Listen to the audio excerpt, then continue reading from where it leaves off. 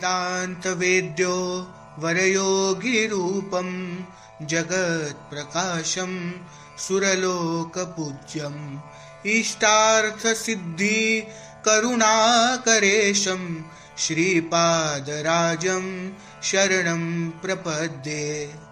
योगीशरूपं परमात्मवेशं सदानुरागं सहकार्यरूपं वरप्रसादं विबुधैकसेव्यं श्रीपादराजं शरणं प्रपद्ये। काषाय वस्त्रं करदण्डधारिणं कमण्डलु पद्मकरेण शङ्खं चक्रगदा भूषितभूषणाढ्यं श्रीपादराजं शरणं प्रपद्ये। भूलोकसारं भुवनैकनाथं नाथादिनाथं नरलोकनाथं कृष्णावतारं करुणाकटाक्षं श्रीपादराजं शरणं प्रपद्ये।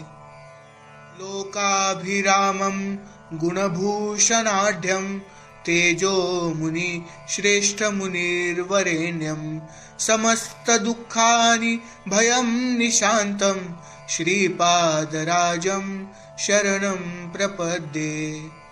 कृष्णासुतीरे वसति प्रसिद्धं श्रीपाद श्रीवल्लभ योगमूर्तिं सर्वजनैश्चिन्तित कल्पवृक्षं श्रीपादराजं शरणं प्रपद्ये।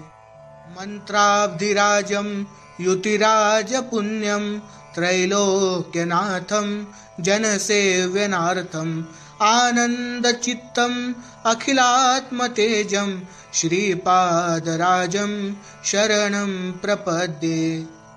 मन्त्रानुगम्यं महानिर्वितेजं महत्प्रकाशं महाशान्तमूर्तिं त्रैलोक्यचित्तम् अखिलात्मतेजसं श्रीपादराजं शरणं प्रपद्ये।